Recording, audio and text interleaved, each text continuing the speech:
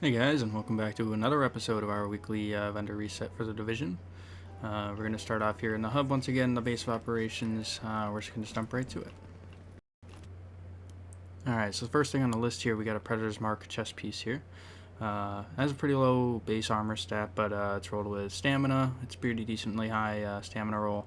Has health already on it and exotic damage resilience. You can choose, based on your personal preference, which one to roll away for probably armor, and it also has ammo capacity.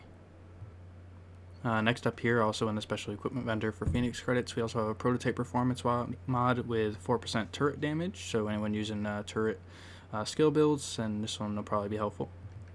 Next up here, we got a Omega Rifle Suppressor, which is probably the best suppressor to have on assault rifles, or really any primary for the most part, other than SMGs, I would say. Comes with headshot damage, which I think 18% is around the max. 2% critical, or 2% accuracy, sorry, could probably be critical hit chance instead, which would be a lot better, and it also has 4% critical hit damage.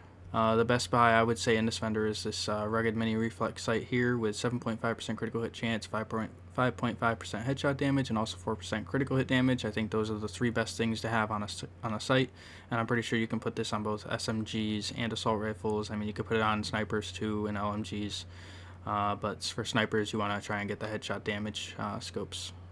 Alright, so we now made our way over to the special blueprints vendor for Phoenix credits, also in the base of operations hub.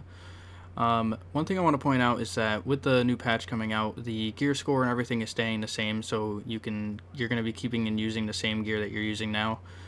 With that being said, that means that buying blueprints is actually a pretty decent idea. I mean, if there's anything good, at least. From my perspective, I'd say the Tyrant Suppressor would be a good one for the critical hit chance, probably for SMGs. Nothing else really stands out. I mean, if SMGs end up getting a buff, then maybe the MP7 one. But just because of the fact that the gear score isn't going up, so these blueprints are still going to be viable. So now moving over to the base of operations advanced weaponry vendor, we actually have a pretty decent amount of buys here for starting off with an AUG. I know, like I said, SMGs aren't too great right now, but they might be getting a buff, hopefully in the next patch, that will make them at least more of a go-to weapon rather than it just being assault rifles right now. This one, I'm not sure if the base damage is all that great, but it's got 16.4k base damage, 37% critical hit damage, which is pretty high. It also comes with Fierce, which you would definitely be rolling away unless you're an electronics build, which usually with SMGs you're probably not going to be. Probably roll that away for something like Destructive. I think that would probably be the best one to put in that slot. But it also comes with Responsive, which is possibly one of the greatest talents you could have on an SMG. Really, most weapons can take advantage of it, but SMGs definitely take advantage of it. And it also has Adept in the third slot, which is perfect because it's a high electronics required skill, and it increases your critical hit chance by 7.5% for 15 seconds after using a skill.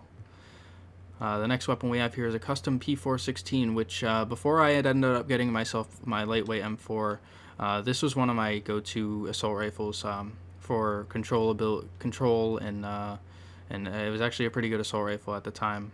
This one's actually got 22% enemy armor damage, which is really high, 19k base damage, which is only 100 less than my lightweight M4. It doesn't have the greatest talents for PvP. It's really rolled around PvE, this one, for keeping yourself sustained and alive. It has sustained, killing a target increases your health by 6%, and it also has predatory, which killing a target regenerates 35% of your health over 20 seconds, which is actually a really good talent. And you could roll away competent if you're not a skill-based build for something like brutal for the headshot damage. Next up, in the same vendor, we also have an infantry MG5 here. 13% damage to targets out of cover. I'm not sure what the max is, but I think it's around 15%. So it's not a decent roll on that. 14.6k base damage. Once again, I don't use these enough to know whether or not that's a high base damage. But I know that the MG5s do have less because of the higher rate of fire. This one here, though, it comes with Destructive, which is a great talent to have on pretty much any weapon type. And it also has Ferocious, which damage against elites and named enemies increased by 10%. Most of the time, LMGs are going to be used in PvE, and they are pretty dominant in it. Even still, after getting a nerf, after they released like a patch that they were just godlike, I think in either 1.4 or right off the start in 1.5. You can roll away Dominant if you're not a skill-based build. Once again, you could roll on Brutal, responsive if you wanted, which I wouldn't necessarily suggest it, but this could definitely be quite the damage dealer in PvE. Yeah, so I would definitely take a look at it. Next up, we've got an Omega rifle suppressor, also in the advanced weaponry had. Could be the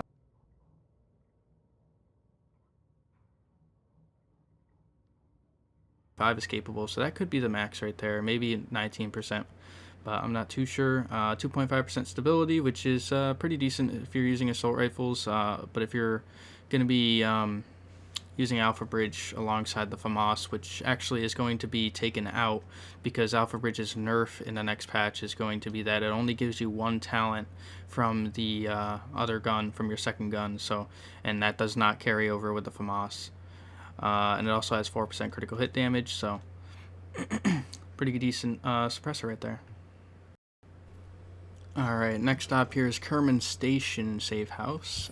We got here a black market T821 SMG. It has 32% critical hit damage, which is actually a little low for the SMGs. 17.2k base damage though, which is quite high, but I think that's due to the fact that the RPM on this gun is actually really low. But this one here comes with self-preserved. Critical hits with this weapon heal you for 3% of the damage dealt, which obviously with SMGs, you want to have your critical hit chance as high as possible to take advantage of the bonus critical hit damage that SMGs get.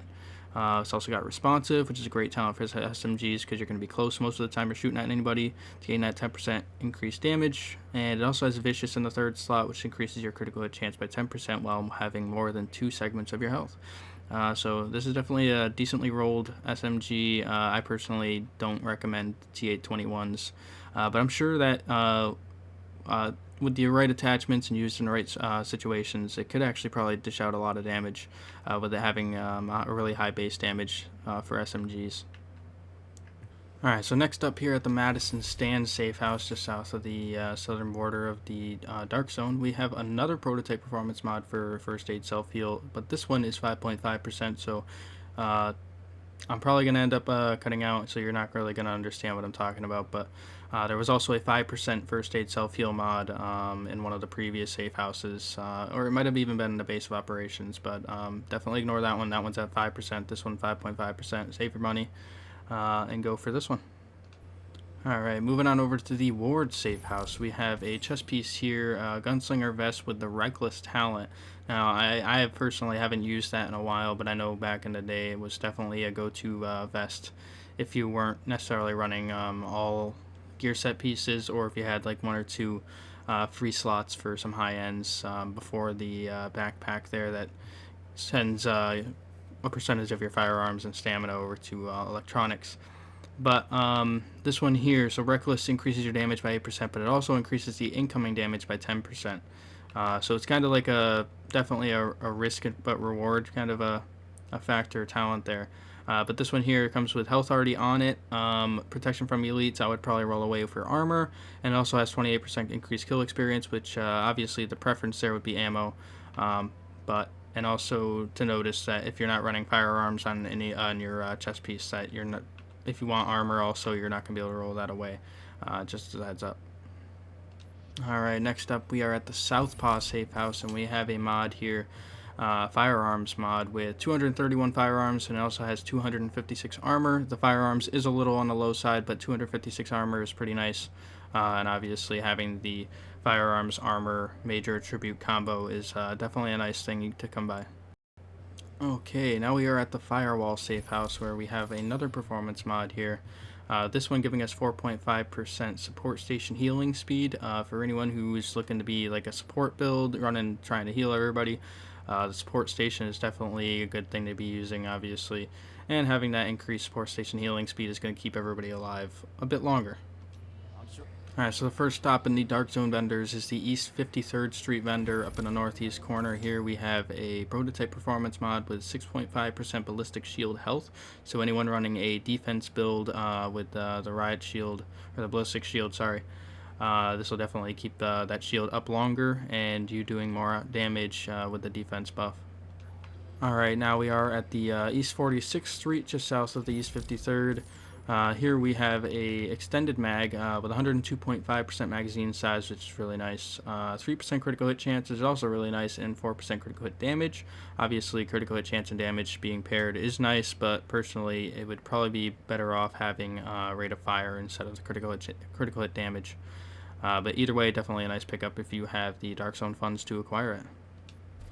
Alright, we are now here at the 5th Ave Dark Zone checkpoint, the southern central Dark Zone checkpoint here, where we have a prototype performance mod with 4% Seeker Mine damage. From what I know, the Seeker Mines are still very good to use right now, and they can do a lot of burst damage on someone quick and stagger them, and also make them bleed. So for having the increased damage, having about 4 of these giving you increase of 16% will definitely be helpful for taking advantage of your Seeker Mines damage. Heading over now to the West 31st Street Dark Zone vendor, we have a C79 scope 3.4 times zoom. This one is a good scope to be having on SMGs primarily for the increased critical hit damage. It also comes with critical hit chance 2.5% and 6% headshot damage. Probably the 3 best rolls you can get on a scope. Obviously, depending on what weapon you're using, you want to have a different primary stat, but this one focusing primarily on SMGs for the extra critical hit damage. We're now here at the West 34th Street Dark Zone vendor. Here we have another prototype performance mod, which it seems to be the focus of the week here. This one's got 7% Seeker Mine explosion radius. I actually came across a mod that had Seeker Mine explosion radius before, but I think it was only 5%, so I'm kind of glad I skipped it.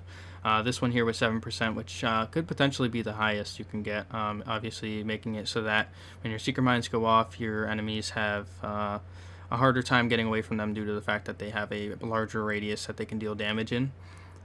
This is with Dark Zone funds, so obviously, so this is going to end up costing you about a little over 80,000, maybe around 85,000 to get all 4 to fill all your slots if you plan on using them. Alright, so now next up is the West 42nd Street Dark Zone vendor. First thing we have here is a Military Scar H. The reason I'm pointing this one out, not necessarily because of the talents, they aren't the greatest discipline, I'm not a big fan of, but it could be useful. Ferocious is a good one, especially for snipers, seeing as how it's usually going to be used, especially the semi-auto ones be used in PvE.